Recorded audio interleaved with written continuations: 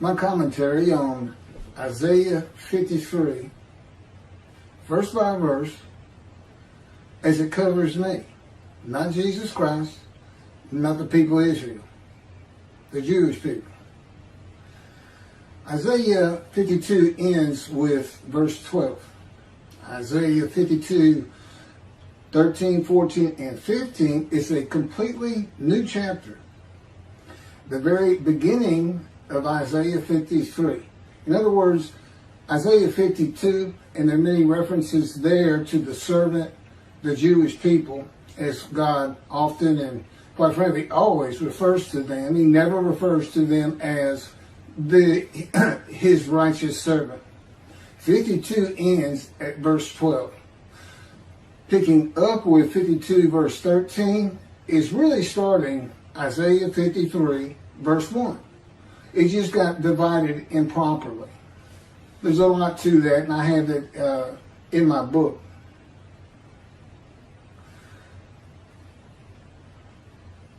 Isaiah 52 verse 13. Indeed, and this starts out in quotes, 13, 14, and 15 are a multiple quote verses. In other words, this quote that 13 starts with ends at the end of verse 15. Indeed, my servant shall prosper, be exalted, and raised to great heights. My servant shall prosper, be exalted, and raised to great heights. This is in midrash form. That's when you read a verse and generally break it down into parts and then give commentary on each of the parts. My servant is now the sinful, blemished, and disfigured Gentile who becomes, quote, my righteous servant, close quote. That's by God in Isaiah chapter 53, verse 11.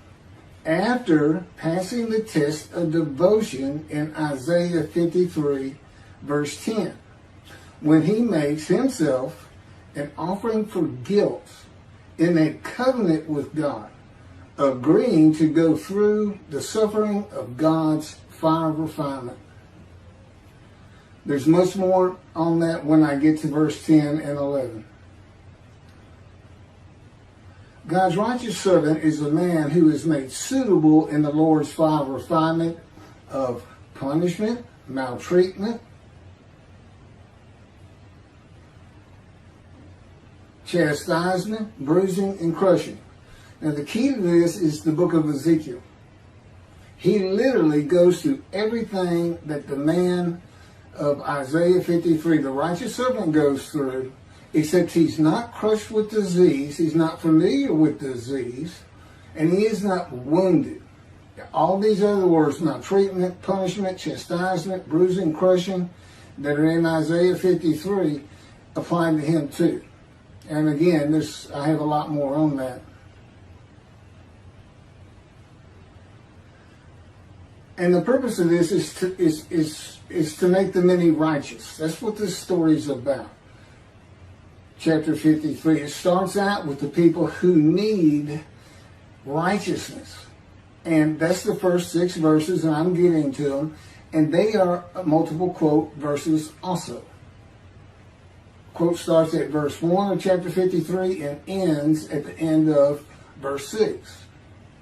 And that's what it's all about. Here's this man. You're going to see what kind of problems he has and how lowly he was, and rises up to be God's righteous servant, speaking to God. As it turns out, in the day of the Lord, and you can find this in so many of my other videos, which is this day. Because Jeremiah 31 talks about a time to come, and it connects with Malachi 3, chapter 3, which is the last page of the prophets that God speaks to his prophets, and God prophesies a day of the Lord. And it says, so to make the many righteous, and through him the Lord's purpose might prosper.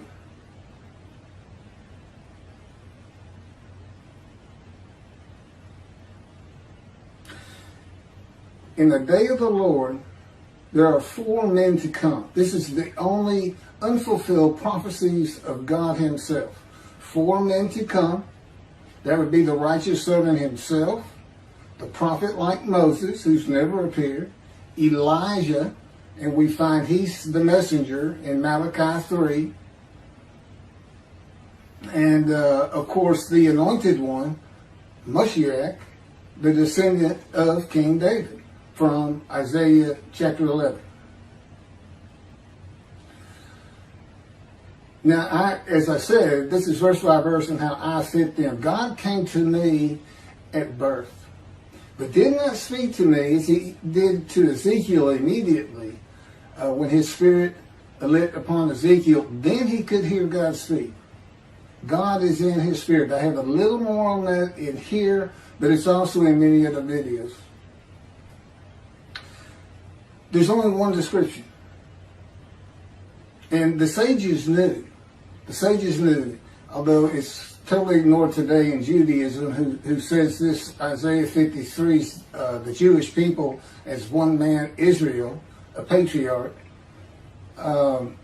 You had to have a description. And they believed and said the descendant of King David of chapter 11, the Mashiach, was described in Isaiah 53. They even had a name for him in the Babylon Talmud, the leper scholar. And that's because he's familiar with disease, crushed with disease, and yet by his knowledge, he makes the many righteous. Not by his death, not by his blood, not by crucifixion, by his long life.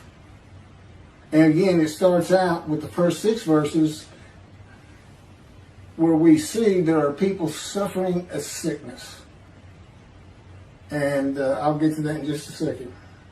So I, the righteous servant Elijah, though my name is Keith, clear the way for the building of the 3rd temple. Because God says in Malachi verse 1, chapter 3, behold, I am sending my messenger to clear the way before me, and the Lord whom you seek shall come to his temple suddenly. So the purpose of God that's not stated in Isaiah 53, it just is a purpose that might prosper, is returning to his temple, which means it has to be rebuilt. So when his messenger is clearing the way for him, it's clearing the way for the rebuilding of the 3rd temple of God.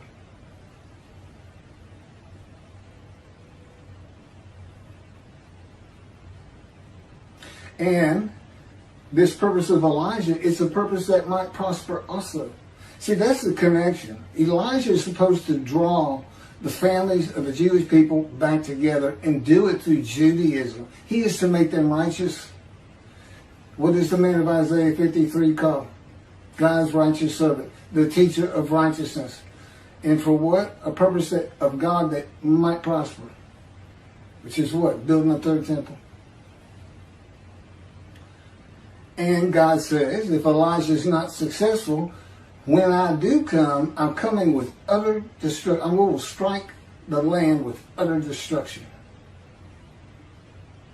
That's how serious it is to be able to find Elijah. And that's why you have to have a description. 4 men to come, 1 description. It's implicit, it's explicit, and there's no other way to look at it. And the sages would agree with me, I'm quite sure, that you have to have a description of these men. The things I hear on the internet, on YouTube, from the rabbis who talk about Moshiach, and when he gets there and people ask them, how do we know he's here? This and that and this. The answers are so varied and to me so ridiculous. You know, you're going to know who he is because he fits this description. That's what it's for. It's for the day of the Lord. Now, what's the day of the Lord about? Well, Jeremiah says, see, a time is coming, the ruined land, the desolate land will be rebuilt again. The cities restored, Jerusalem rebuilt to a size greater than antiquity, which it is today. The land shall bloom again. This all started in 1948. See, your time is coming. I'll make a new covenant with you. Not like the covenant I made with your fathers out of Egypt. I'm going to forgive your sins and I'm going to remember them no more. And this will cause Torah to be written on your heart, which is a metaphor for basically when the Jewish people find out God is back and God is doing what he said, that's going to draw. That's going to get these sick people back that are in the first 6 verses to righteousness.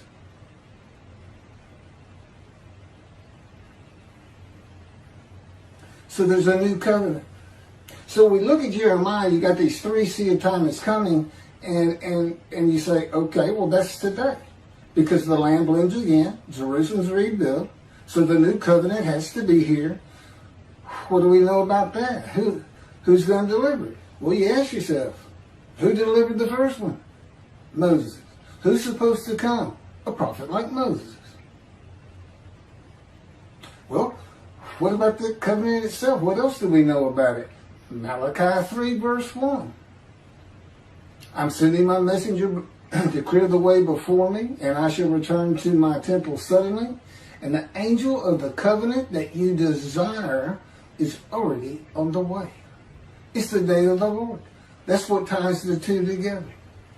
And you got to have a prophet like Moses. You got to have you have to be able to describe a man who's a prophet of God. That's number one. And then he has to be able to do the things Moses did, which primarily is write the Torah. The Jewish people haven't been in bondage since the Israelites left in the Exodus. So that's not the issue. And a man who can talk to God face to face, friend to friend.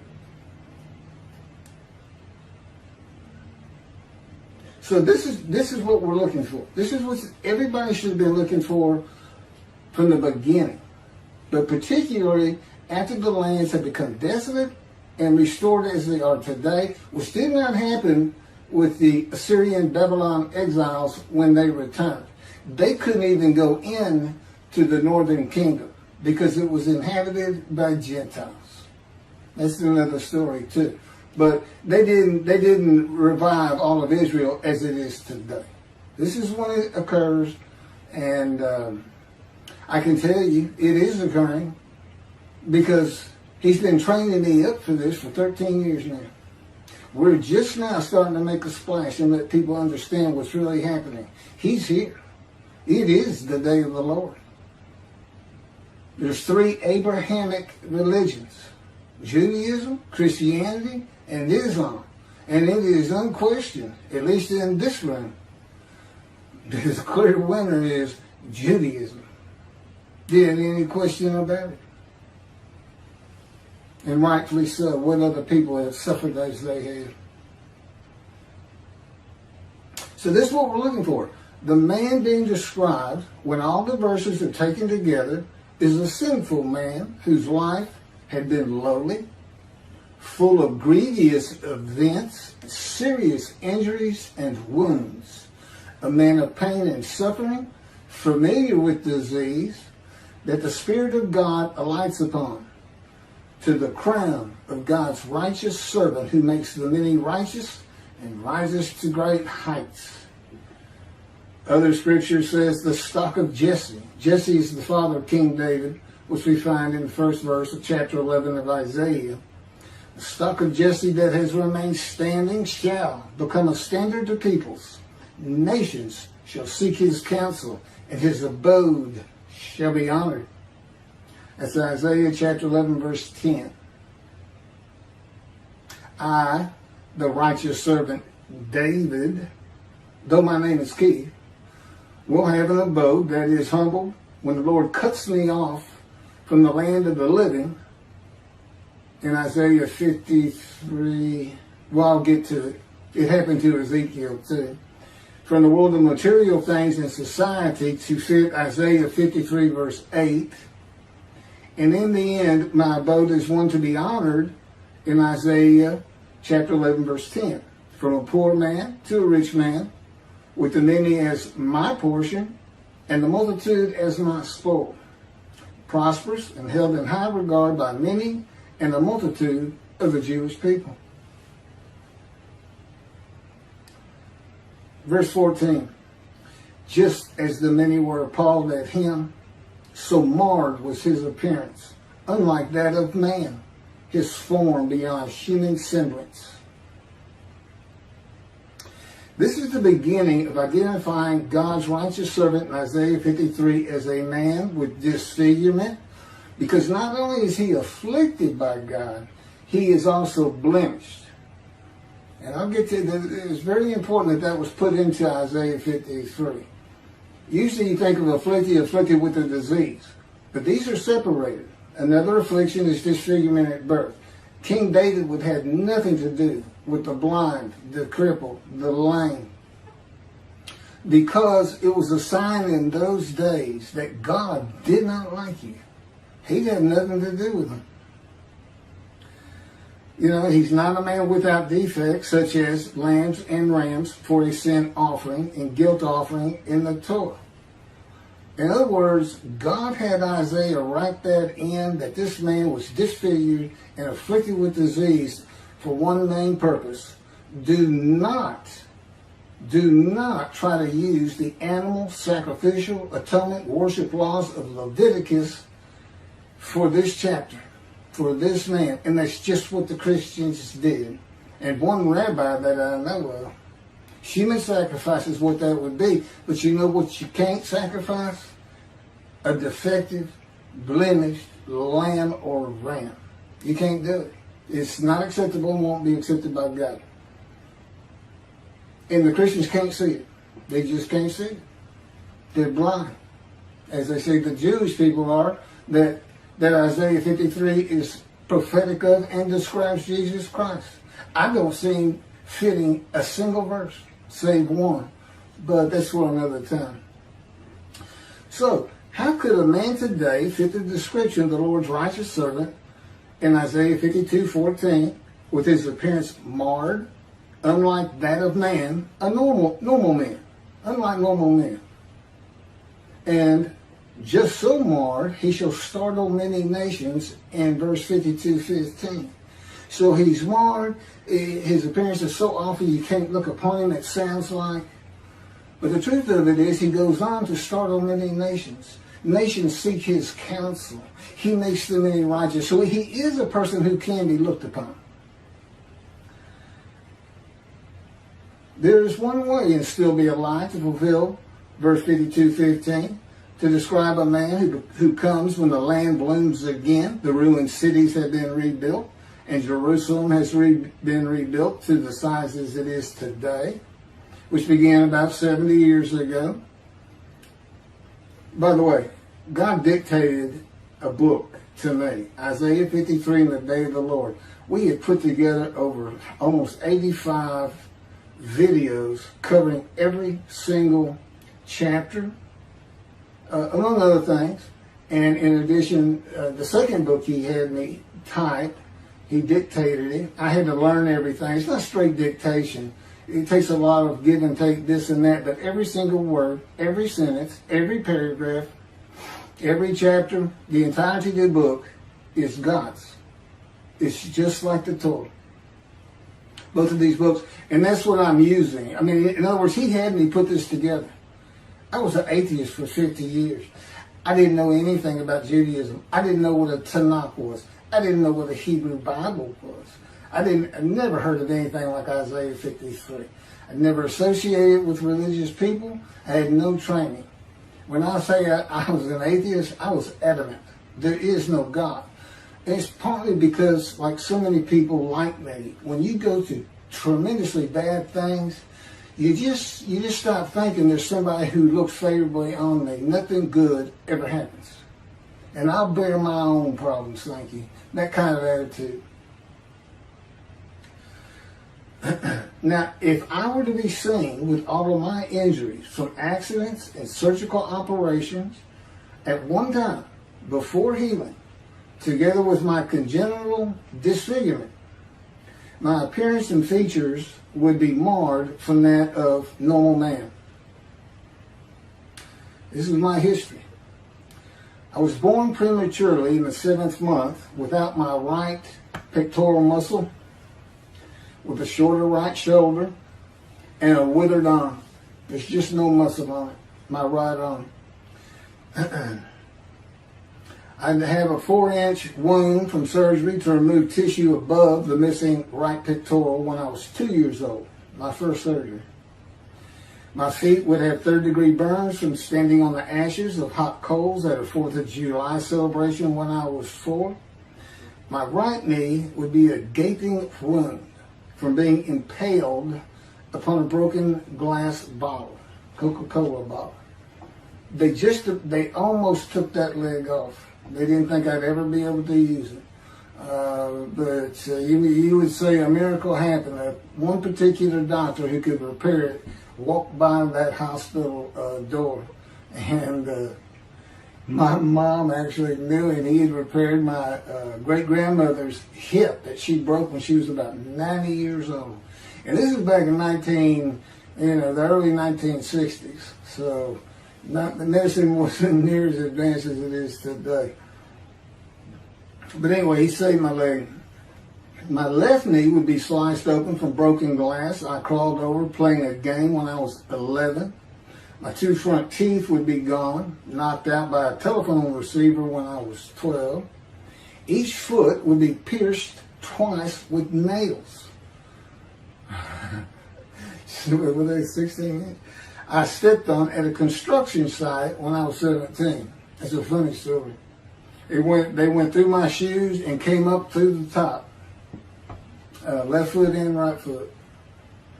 My torso would be opened from the top of my rib cage vertically down to the pelvic bone from surgery to repair a .22 caliber gunshot to my abdomen.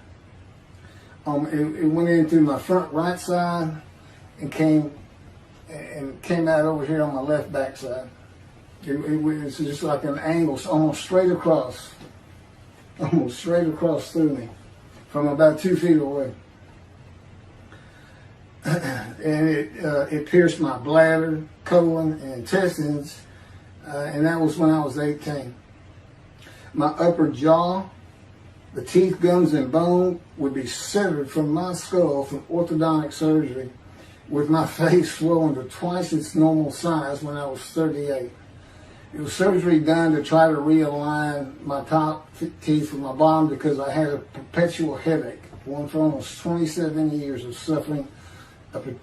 And the stories behind all these accidents and events and how I survived them is very interesting, and that's what the second book's about. It's called The Life of the Righteous Servant, God's Righteous Servant of Isaiah 53. Which he also dictated to me, even though it was my life.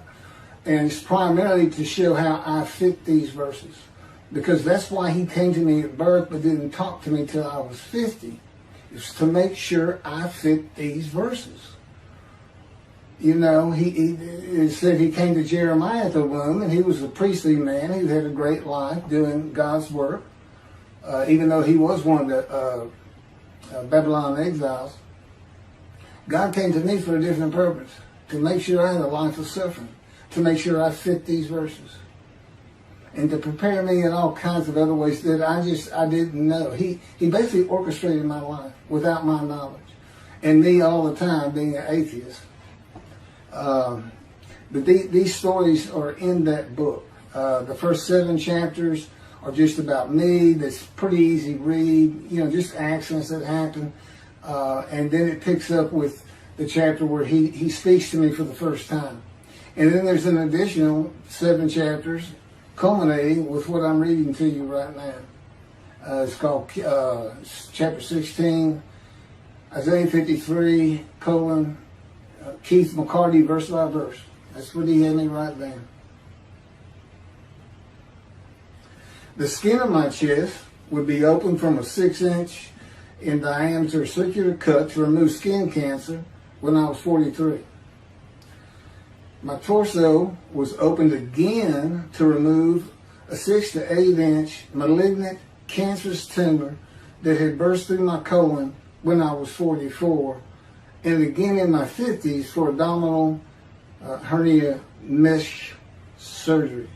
I'm 63 today.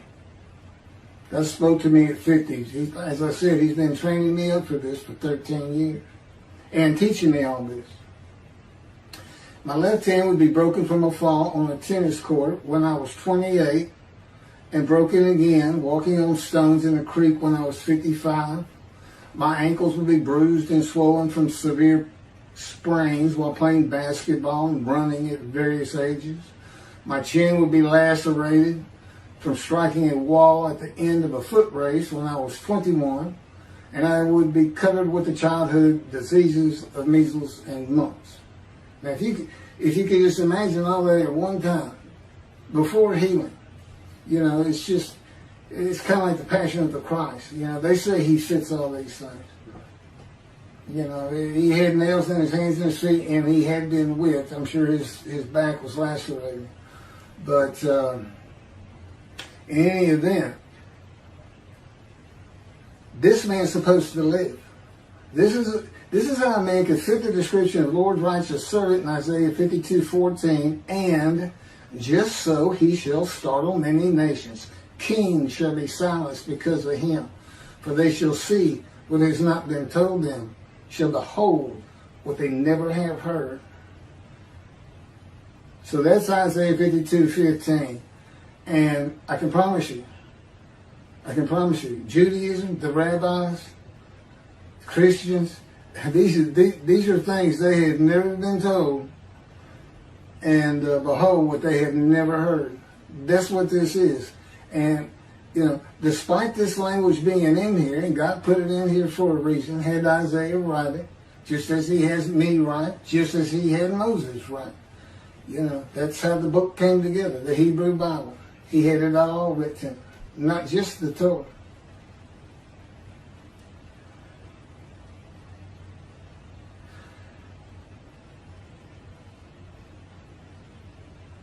Okay, so, nations, the Gentiles, startled, and kings, leader of nations, silenced by seeing the following.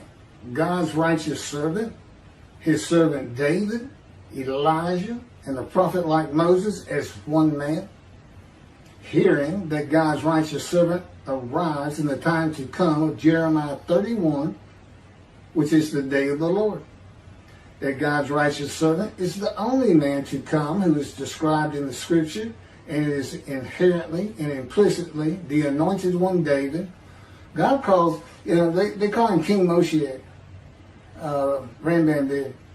And he's thought of as being a king. Ezekiel, you only see the anointed one, Moshiach, in chapter 11. And God just says, my spirit's going to light upon a descendant of King David. And then in Ezekiel, and he calls him my servant David, a shepherd. But back when Rambam was writing, and when the Talmud was put together, kingdoms were, well, as you've heard, there was a northern kingdom and a southern kingdom. So if there's a descendant of David coming back, then it's thought that the Davidic dynasty would be resurrected. Well, that's not going to happen today. And God knew when this time to come was going to be, for the most part, to the very day. But, and that Israel will be a democrat country.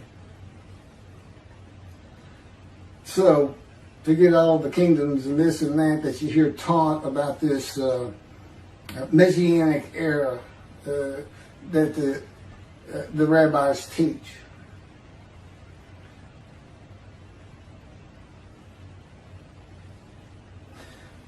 That the Jewish people throughout the world are forgiven by God of all their iniquities and sin by God's written word in the day of the Lord.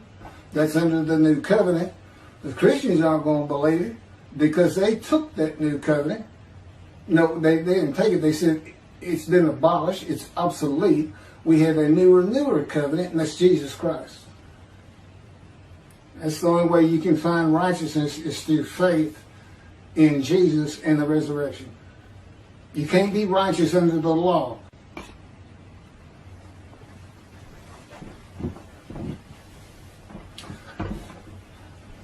Okay, I can only put a half an hour on my camera at a time. And just ran out, but let me pick back up and keep going. That heaven is being created for only the Jewish people. That God's righteous servant, like Isaiah 53, is a Gentile. That's going to floor everybody. Christians who believe that man describes Jewish, and you can better believe Judaism does too. Even though, not the man described in Isaiah 53, but the Messiah of Isaiah chapter 11. Well, he's not. And God had good reasons for that. Very good reasons. And that's in the beginning. When we make it to Israel, I'm going to convert Orthodox and become a Jew. That Jesus, being a Jew, cannot be God's righteous servant. And there's one reason right there. Isaiah 53 can't be used for human sacrifice.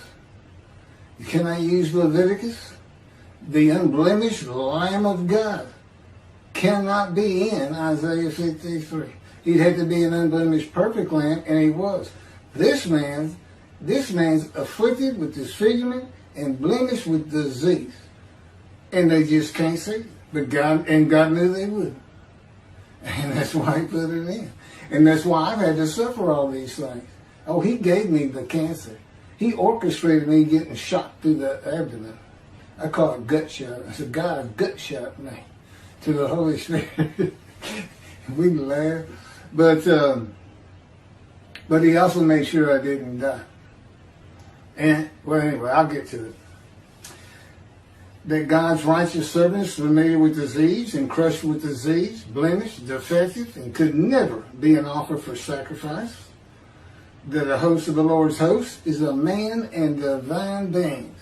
Now, I know Judaism doesn't know what that is, because Jacob wrestled with a man and divine beings, and Judaism says he wrestled with an angel.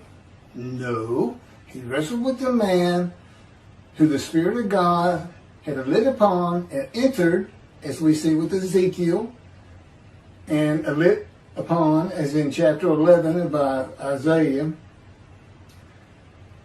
and you could hear God speak. Well, that's two beings. That's the Holy Spirit of God. He's a person.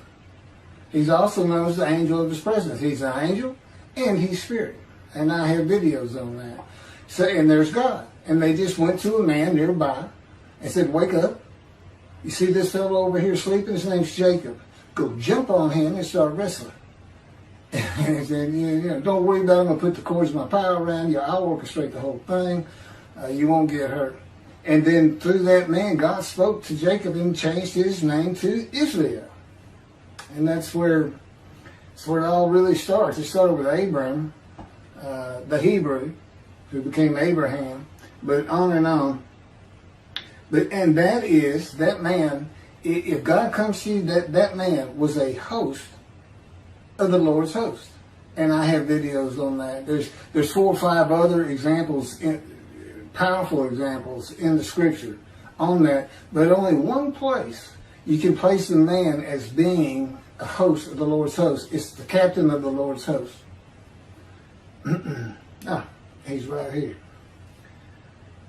That the captain of the Lord's host is a Gentile and a harbinger of God's righteous servant.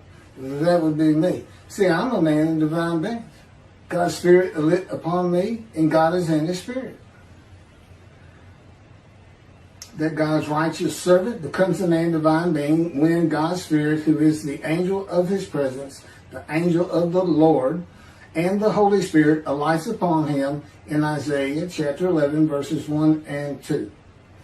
That God is redeeming the Jewish people in the same manner that He did in the Hebrew Bible with one man. That the time to come of Jeremiah 31 began when the state of Israel was created in 1948. And that God's righteous servant fulfills and completes the remaining 6 prophecies of God in the day of the Lord. By the way, the second covenant is the covenant of friendship that God grants when David arrives. When Moshe gets here, God's got to be here, which, it all goes together after a while. But in that covenant of friendship, it's in two parts. Ezekiel 34 and chapter 37. But in 37, I believe it is, he says, I shall place my sanctuary amongst you forever. So when that was done, and it was written by Ezekiel, God already knew in the day of the Lord there was not going to be a temple, that he was going to have to place one there, or have it done using his servant to get it going. Now, no single man can do it. You know, and if the effort fails, if the prophet's not recognized, if Elijah's not recognized, utter destruction to the land. And God doesn't mean he's going to do it in his power. It's just like Assyrian. It's just like him raising up armies. His creation's going to do it, not him himself. He likes to use himself in the third or first person or third person. It makes it more likely to happen that he's really trying to instill fear of who he is. But what it means is, if this doesn't get done, if he didn't get back into that temple, see, building the temple is what's going to keep Israel safe forever, from now on, in the Middle East. And it's always perilous there for them. That's what has to be done. And God's saying, if we don't get it done, the day will come, Israel, you're going to be utterly destroyed. There's 7 million Israeli Jews today. If the land is utterly destroyed, I would guess a minimum of 6 million people are going to die. And that should ring a bell that says, never forget. Don't think it can't happen. Okay, picking up with the actual chapter 53 that we have in the Bible. As I said, it actually starts at 52:13. The first speakers of Isaiah 53 are the witnesses of the righteous servant in the quoted multiple verses 1 through 6. The many who are made righteous by God's righteous servant. Verse 1. Who can believe what we have heard? I just went through a whole lot of that, and I got some more to add to it. Who can believe what we are hearing? Upon whom has the arm of the Lord been revealed? The witnesses ask, who can believe that God redeems the Jewish people by the new covenant with sin forgiveness that is delivered by the messenger Elijah, who receives it from the angel of the covenant, who is the angel of God's presence, the Holy Spirit that alights upon the anointed one in Isaiah chapter 11, redeemed by the covenant of friendship that comes with his servant David when he sanctifies Israel by having the third temple built on his holy Mount Zion in Jerusalem. Redeemed by speaking to his prophets again. The Jewish people saying, we told you we were right. We told you we were right all along. And God is speaking to his prophet again. Explain all these things if you can. But you cannot. Who can believe what we have heard? And his prophet again, as he spoke to Moses, face to face and friend to friend. I can explain what that means, face to face. A lot of people don't get that. And all by and with one name the Lord calls my righteous servant. Rambam says in chapter 12 of the laws concerning King Moshe that Moshe will compel all of Israel to walk in the way of the Torah, perfect the entire world, motivating all the nations to serve God together. There will be neither famine nor war, neither envy nor competition. The entire world will be solely to know God.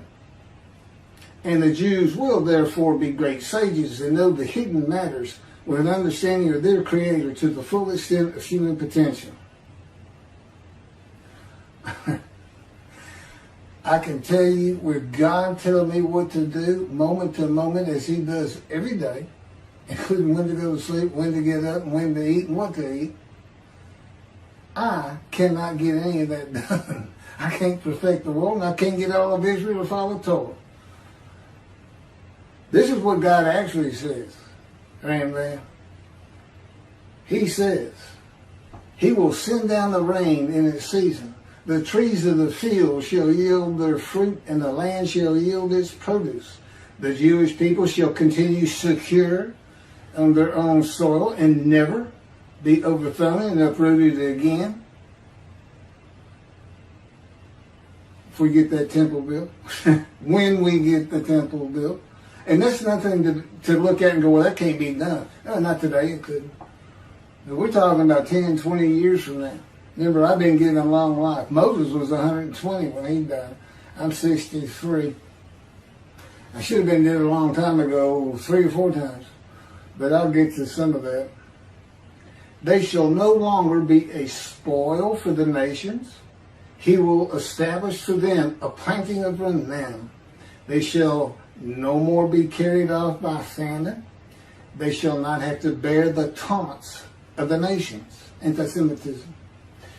He will establish them and multiply them. He will place his sanctuary among them forever. His presence shall rest over them. And when his sanctuary abides among them forever, the nations will know that the Lord sanctifies Israel. Who would believe that one man fulfills and completes the remaining prophecies of God in the day of the Lord? Okay, I just went over that.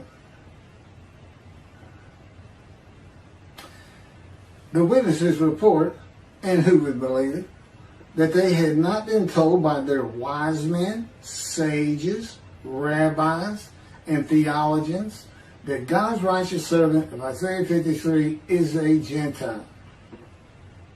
In the beginning, Isaiah 63 says God comes from Adam. That is interpreted in Judaism to be Christianity and means he is coming from a Christian country. And of the people, Jewish people, none are with him. Okay, I have some videos. There's so much more information on this. This idea, Adam's associated with Jacob's, who is Israel, Jacob's brother Esau. They're like eternal enemies. And Esau immediately started marrying Gentile women, Edomites and things like this. His whole generations from him are considered Gentiles. So Esau is considered Gentile. And that's why the reference becomes Rome, who were obviously Gentiles. And then it became Christian Rome. And then Rome fell. And now references are to Christianity. Because there's still things God says he's going to have to do with Adam. And of course there is no Adam anymore. That would have been, it's kind of like Moab. And Basra was its main city. But it would be in the country Jordan today. And it was destroyed a long time ago. So, and the Jewish people in the Exodus, they weren't allowed to pass through Adam. God has never come from Adam. So anyway, he's going to be coming from a Christian country. And no Jews are with him, no Jewish peoples. And he's coming from a Christian country with a Gentile. So, things you never heard. The witnesses report that they have never heard that the captain of the Lord's host is a Gentile and a harbinger of God's righteous servant who is a Gentile, just as Elijah the Tishbite. I don't think most people understand that. Elijah is a Gentile. And he becomes the host of the Lord's host, a man in divine things.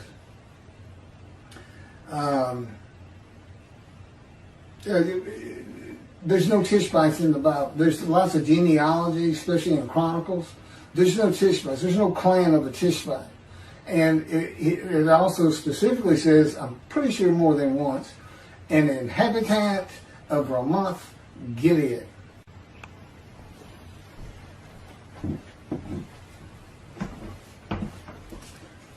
Verse 5.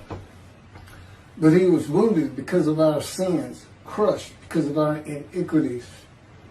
He bore the chastisement that made us whole, and by his bruises we were healed. The book of Ezekiel is the key to understanding Isaiah 53. The purpose of Ezekiel was to be a prophet and teacher of righteousness to the exiles of Assyria, Babylonia, by bringing them to repentance with restitution. To prepare him, God said, I will make your face as hard as theirs, and your forehead as brazen as theirs. I will make your forehead like adamant, harder than flint. Do not fear them, and do not be dismayed by them. And God maltreats and punishes him for the punishment of the house of Israel and Judah for their sins. For 430 days he's pinned to the ground, punished, maltreated, crushed, bruised, eating nothing but bread, and chastised by the words of God.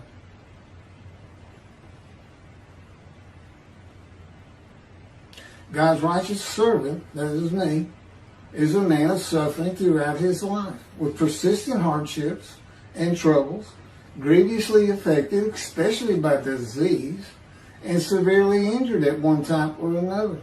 A man of many bruises and stripes. My stripes are my scars. These are the qualities that identify me as God's righteous servant, who makes the many righteous.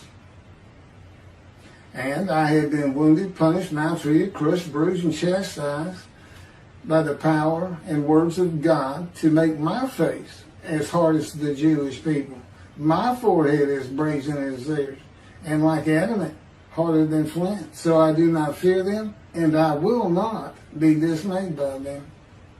There's a lot more to this process. God's power is involved with changing my emotions and just teaching me and making me more knowledgeable and how to deal with belligerent, mean, ugly people and things like that. But his power has a lot to do with it. You know, he can make me, he showed me this years ago, he can make me completely emotionless. I don't fear anything. My adrenaline won't rush. My anger won't spark. I mean, he can do that in his power. And as you can imagine, I'm going to need all his help I can get.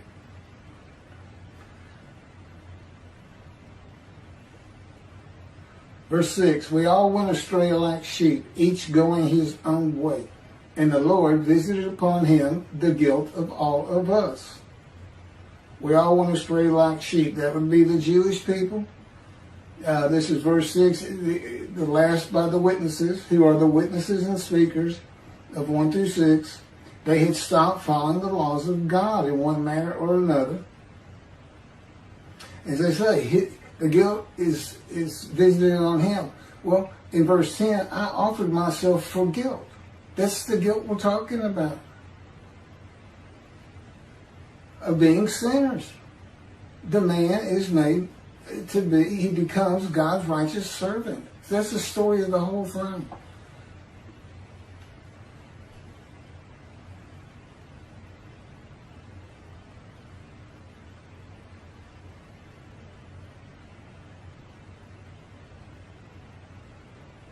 So, I accepted God's offer of possibly, it says he might have long life, possibly having long life after being crushed with disease in return of offering myself for guilt. It's a covenant between me and God. God and the Gentile, a covenant.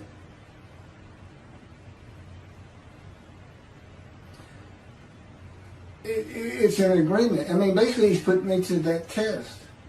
You agree to go through my fire of refinement. He's trying to tell me how awful it is and what it's going to take and how it's going to change me. And then he makes it tough by saying, I might give you long life. So you're like, I got to go through all that, not really understanding it, and you might give me long life? He said, that's correct. Will you offer yourself for guilt or not? You know, that's how he's talking to you. You just kind of like, you can't, you know better than to say, could I have a moment to think about that? You know better.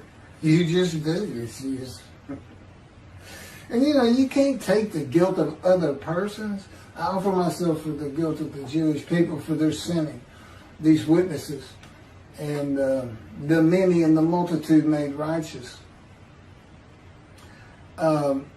So, I mean, you already know this is figurative language.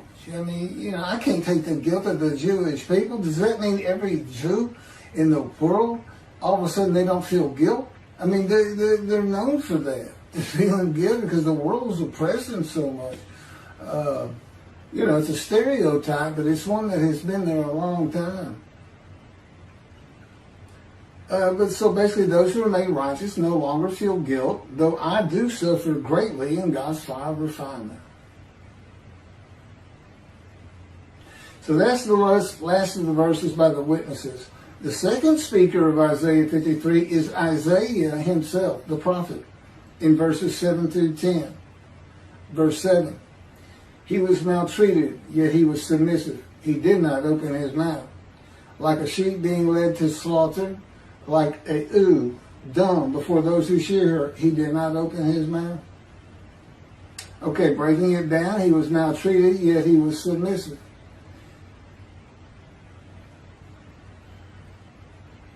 Okay, maltreatment, that's just part of God's fire of refinement. I mean, when God maltreats you, let's just say this, you haven't been maltreated until God does it. He's very good. It hurts because it's God. You know, I mean, you know, your wife or your kids maltreat you, that hurts. But until you've been maltreated by God, you know, there's a whole other level to go to. And again, he's just drawing emotion from me to change me. And with God, you're always submissive.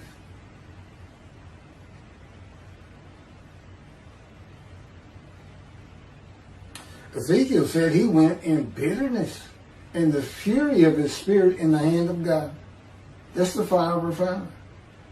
I mean, if you're in the hand of God, you feel like you're safe, things are going to be good, he's going to help you out of your problems. No, Ezekiel says he's just livid, furious, and then bitter, not happy. See, he didn't ask him, he didn't make a covenant with Ezekiel.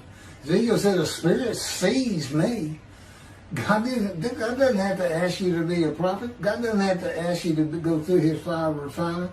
There's so many reasons for that, this figurative speech that I go through a lot more detail in the books particularly and in some videos. And so that's what he's doing with Ezekiel when he pins him to the ground, makes him eat bread, says some bad words to him. It makes you meek and humble. You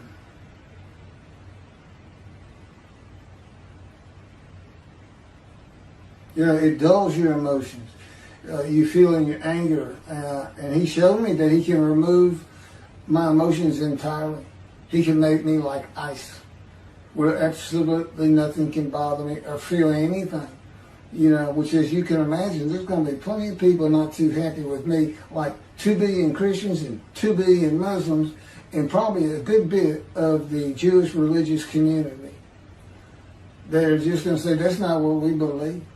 You know, it's religion. I'm still trying to learn it, but I know enough.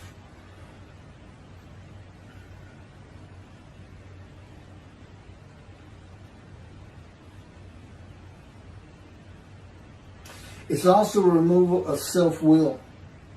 God has absolute control over me. His power envelops my body, my head, my mind.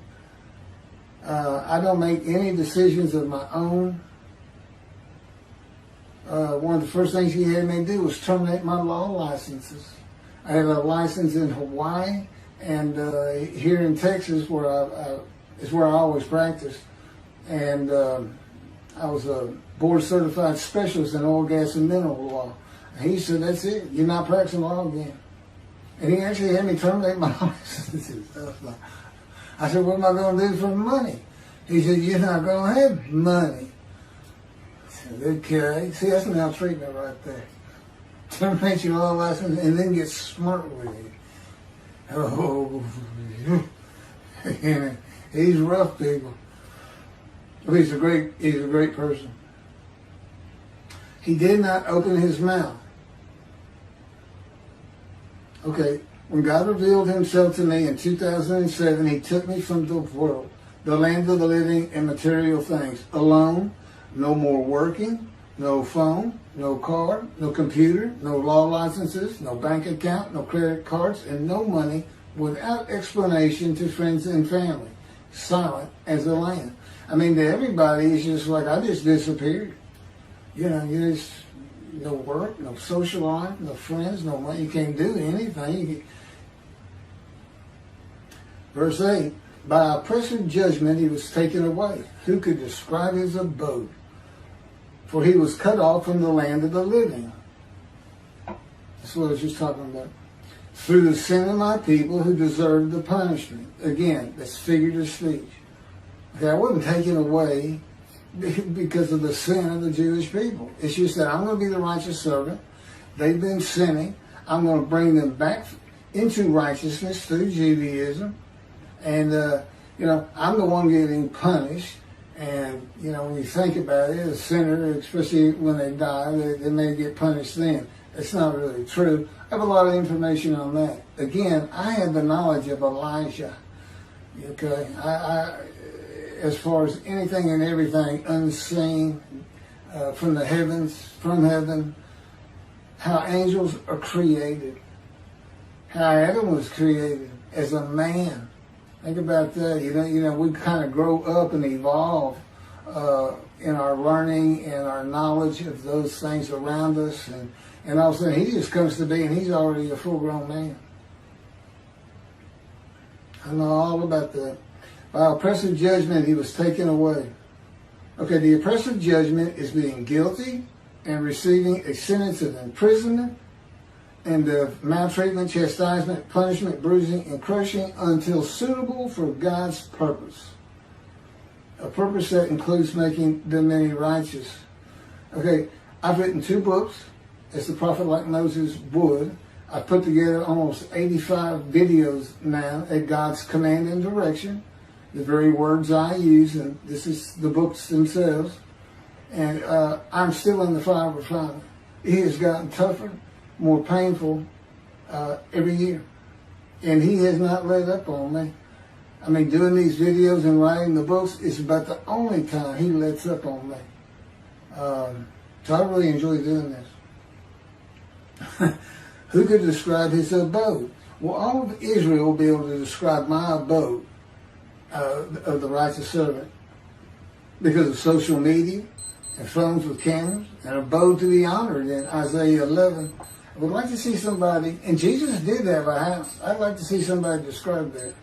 It's not described in the New Testament. My abode today is room and board in return for care and assistance to my elderly parents in a townhome in Houston, Texas. My dad's 93. My mom's 86 or 7. Their condo is paid for, and we, for all these years, have been living on their Social Security for, keeping the house going and food. I just recently filed early retirement, Social Security retirement at age 63. So I now receive a check, but I give it all to them. I'm so used to not having money and just, just being with God and His Spirit and not people. But anyway,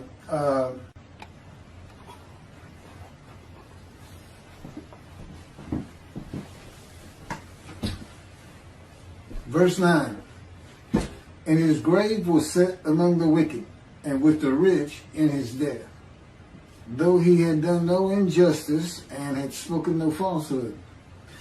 This verse says the righteous servant of God was poor, but dies a rich man. The righteous servant of God becomes poor when God cuts him off from the world, and then he is given the many as his portion and receives the multitude as his spoil. And his abode will be honored. He will die a rich man. Verse 10. But the Lord chose to crush him by disease, that if he made himself an offering for guilt, he might see offspring and have long life, and that through him the Lord's purpose might prosper. So he might be given long life, and the Lord's purpose might prosper. God's righteous servant will be familiar with disease and his life crushed because of disease that he is afflicted with by the power of God. God has shown me how he orchestrated my being shot in the abdomen in a vision back to October 5 of 1975 by altering my perceptions. Had he not done that, I would have removed myself from harm's way. And you can also find that in Isaiah chapter 11, I believe it's verse 3, that he will not make judgments and decisions by what his eyes and ears perceive. God will decide what I perceive. He'll decide my judgments, and he decides my decisions and what my eyes see. The bullet passed through my colon, bladder, and intestines. I was 18, and this is when the doctor said a tumor began growing in my colon based on its size when surgically removed when I was 44 years old, shortly after the 9/11 terrorist attack on New York. God tells me that the trauma to my colon activated dormant cancer cells, and in his power, he made sure they did not go dormant again. And now I survived the colon cancer. They had to open me up, just as they did with the bullet wound, from stem to stern. Remove about an 8-inch tumor that had burst through my colon. I had been bleeding internally for months. And it metastasized. It spread to my lungs. I didn't know that at the time, though, but so anyway, they removed the tumor, and I took chemotherapy for colon cancer. And then they had me come back in months later and started running more tests, and that's when they found lung cancer. X-rays of my lungs. My chemo had been specific to colon cancer. And then, my dad's sitting right there with me. And they took the x-rays twice, and they showed them to me, and it's just white spots all over my lungs. And they said, the white spots are cancer, and it's too advanced for us to even try and treat. And I said, well, what does that mean? You can't treat it. And he says, it's too advanced, so you're going to die, and you're going to die real soon, as in a month or so. And as I think I've already mentioned all this, but in verse 12 says he was exposed to death. But that was when the planes hit New York. I'm sure I must have covered this in chapter 52, verses 13 through 15. But in any event, I never went to see a doctor again. I mean, I just walked out there and that was it, but I wasn't experiencing symptoms. And I even mentioned that to him. I wasn't coughing, I wasn't hacking up blood, there was no shortness of breath. Nothing to really tell me that I was about to die of lung cancer. And I know now why. God knew they were going to be taking those pictures. And that's when he, in his power, gave me advanced stage 4 lung cancer. And then after the pictures, he removed it. But I didn't know that.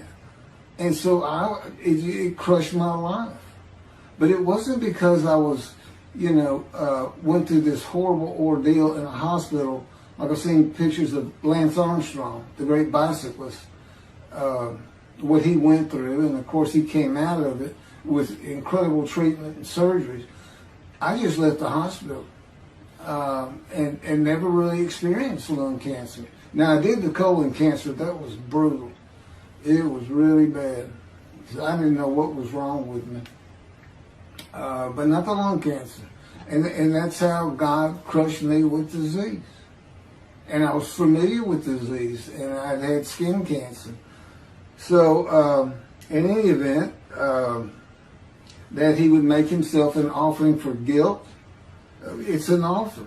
It's an offering of one's self and soul to God for the guilt of the sinning of the Jewish people. In particular, the many made righteous who were the witnesses of verses 1 through 6. And that was in return for possibly having long life and seeing my children. I have 3, by the way. It was a covenant between me and him. You offer yourself for guilt, I might give you long life. But here's what, and then he explained to me the fire of refinement. He said, well, what's really going on is, he says, you can't take the guilt of the Jewish people. Okay, that's figurative speech. But I did, it's kind of the way it evolved. I mean, at first he put it to me, you just got to do it. And of course, I've been told I was going to die. And here's God telling me I might give you long life. Well, I'm going to accept that.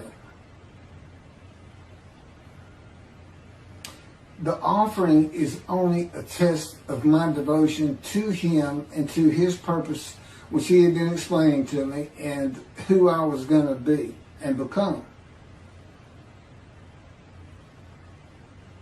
It's very similar to the binding of Isaac. I mean, God knew all along he wasn't going to let Abraham kill Isaac. He knew all along, but Abraham didn't know that. And so when we were first talking that, I didn't know that. And he's telling me, all these things like wounding, maltreatment, as we go through Isaiah 53, punishment, chastisement, bruising, crushing, in his power is what he's talking about.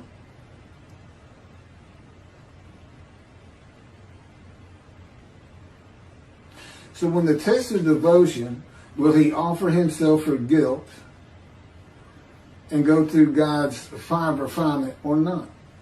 It's set before me.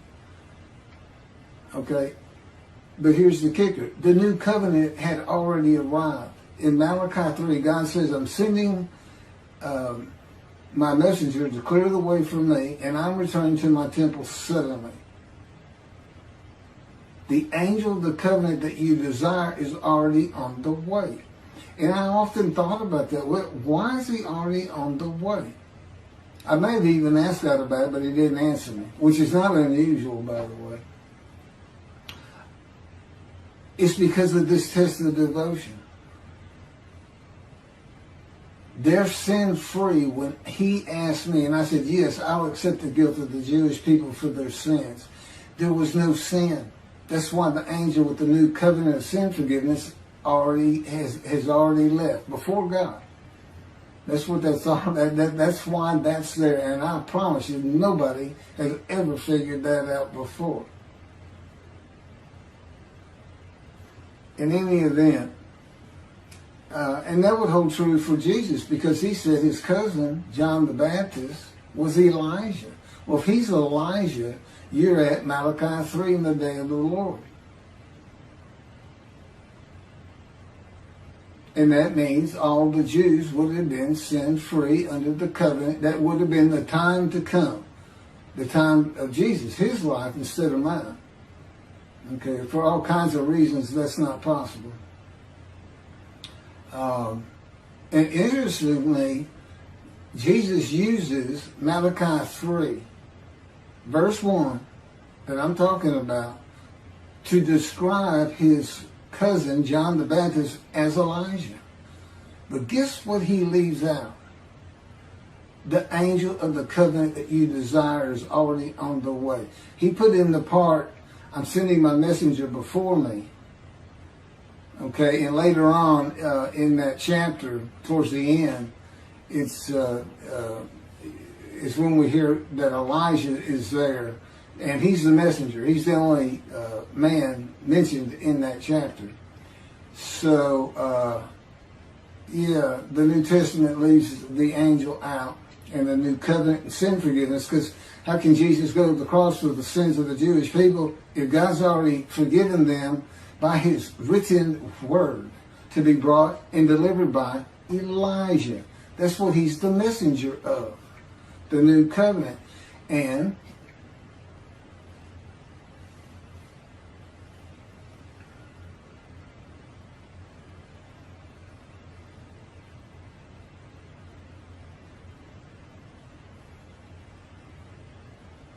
So the reality is there is no guilt or sin for the man to bear.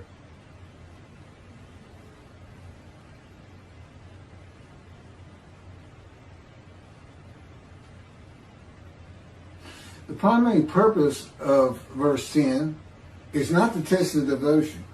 Will you offer yourself for guilt or not? It's to make certain that the animal, sacrificial, atonement, worship laws of the Torah cannot be used for the man described. Because God knew what the Gentiles were going to do. He knew they were going to have an unblemished Lamb of God. That's their story with the Jewish people. And then this story says that the atonement for the Jewish people that Jesus died for was transferred to them. I mean, there's so much wrong in all that. And really, it's so important to read the books. The videos are good, but, you know, so much of it is coming out in my words. When God has me right, it just comes out clear.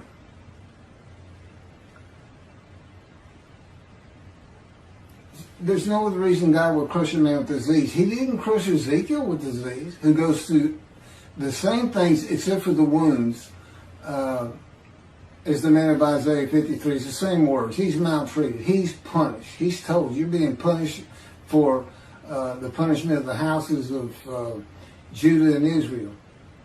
And bruised and crushed. Well, if you're pinned to the ground for over a year, you're going to be bruised and you're going to be crushed. Because it's God's power that's keeping them there on the ground. I'm very familiar with that power. I have been pinned more than one time in that power. For no other reason to be able to understand what Ezekiel went through. But that's why God afflicted me, blemished me, afflicted me, crushed me with disease. That's why I had to go through it. Because of Christianity, because of Jesus Christ. I had to suffer cancer. And how they cannot see those words, I don't know. Now, they don't have crushed with disease, which is the proper translation. They have brought to grief with sickness. Well, you don't get, and he's exposed to death.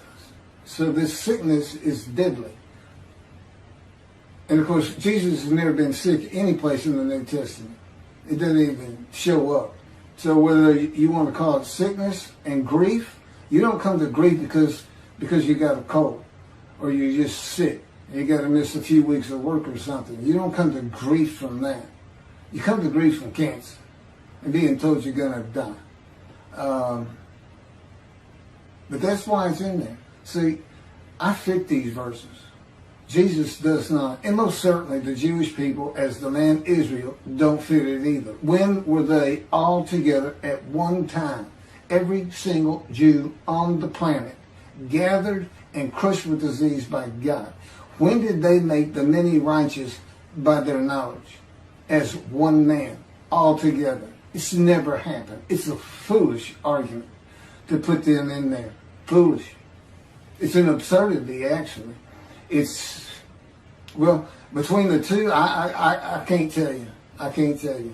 Which one's worse, putting Jesus in there or putting the Jewish people as the man Israel? Everybody can make their own decision. And, you know, you're not going to refuse God anyway. If God comes to you and says, I want you to be my prophet, and I'm going to put you through a fire of refinement that you're going to beg to die, you're going to beg to come out of 1,000 times. You know what you say? Okay, here I am. Let's go. Let's start. That's what you say. You don't say no to God. So that's what all that's about. That, and it's a description of a man that you can find. That's me. I fit it. And God made sure of it. That's why it came to me in the womb, so to speak. But it didn't speak to me for 50 years. He's orchestrating my life to make sure I live a suffering, painful, wounding life. And he did a good job. It was tough. I had a headache for 27 years.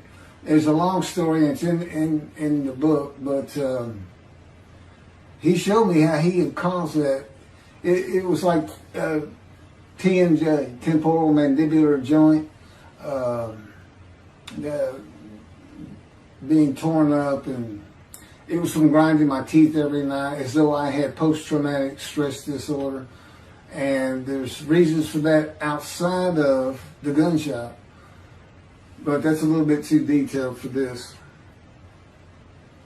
Verse 11, out of his anguish he shall see it. He shall enjoy it to the full through his devotion.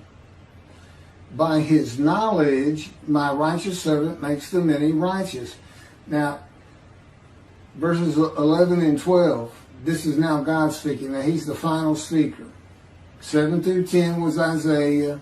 1 through 6 was the witnesses to the righteous servant who were made righteous. Okay, so out of his anguish he shall see it. He shall enjoy it to the full through his devotion. This is a reference to Isaiah chapter 11, verse 2, where one of the attributes of the Spirit that alights upon the anointed one, Messiah, is a spirit of devotion and reverence for the Lord. The anguish is the emotional and physical pain I have suffered by punishment in the power of the Lord of hosts to make me suitable for his purpose. And his purpose is make my people righteous. I need a prophet like Moses. This is the day of the Lord. I got to get it. I'm promising them in a covenant of friendship that I'm going to place my temple back amongst them. When David's here, Moshe, the anointed one, all this happens at the same time, and Jeremiah tells us when the desolate lands are restored, when they bloom again, the cities restored, Jerusalem rebuilt to a size greater than antiquity, and it is. It's today. That's what it's for. It can't apply, Jeremiah wrote this, it can't apply to the Assyrian Babylonian exiles because they had nothing to do with the lands of the northern kingdom. If you want to say it become desolate, but there were Gentiles there. There were Gentiles imported from Assyria when the northern kingdom was defeated and deported. They even tried to stop the building of the second temple. So, I mean, and there's many other reasons, but that would be the easiest one to discuss.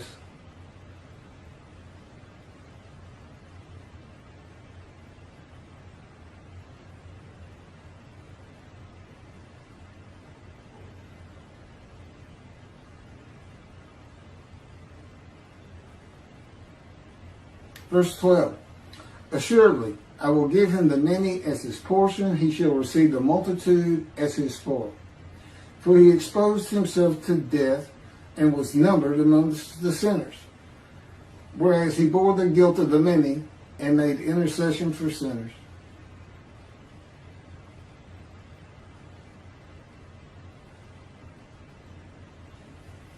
How do the Christians explain that? He's numbered a sinner. He's a sinner among sinners. They say this. They say, Jesus was crucified with a sinner to his left and a sinner to his right. So 1, 2, 3, he's counted as a sinner. Now, we're trying to find somebody. This is a description of a man, these verses. We're trying to find somebody, not making up things to say, well, we know he's not a sinner. He's the unblemished Lamb of God, but he's numbered a sinner because he was crucified with sinners to his left and his right. Okay, I call that Christian logic. You know, same thing is, how does an unblemished Lamb of God fit into a chapter where the man is blemished and familiar with disease and crushed with disease? How do you fit an unblemished lamb in there? And of course, all of that comes back to Leviticus. If you offer a perfect, unblemished lamb for sacrifice, you're forgiven of your unintentional sins of that year. You know, if you had done that. And by the way, yeah, it's not intentional sins. It's only unintentional sins.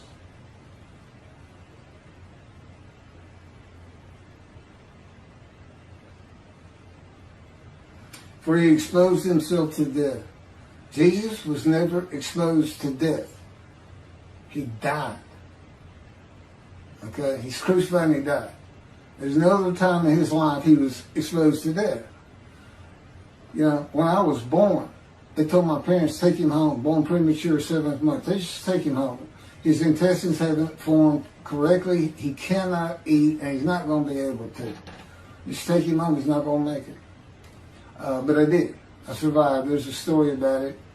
As with so many things, I've been shot to the abdomen. It was 8 hours before I could get to a hospital.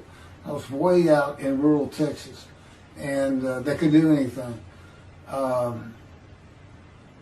You know, and we went to a small hospital, and they said, we got to send you to Houston. We can't do anything. I said, can you give me something for pain? They said, no, your vital signs are way too low.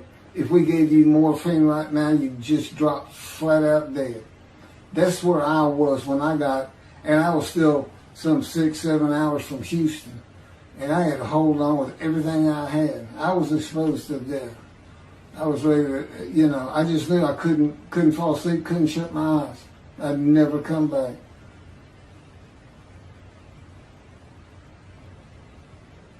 Oh, and I am numbered among the sinners. I've had plenty of things. God pointed a bunch of them out in visions to me. As a matter of fact, it was as if you've ever seen the movie or read the book Scrooge, or the Ghost of Christmas Past with Charles Dickens. Oh, A Christmas Carol. He took me back in visions to all these different times I was sinning. And it's not like I was an habitual sinner.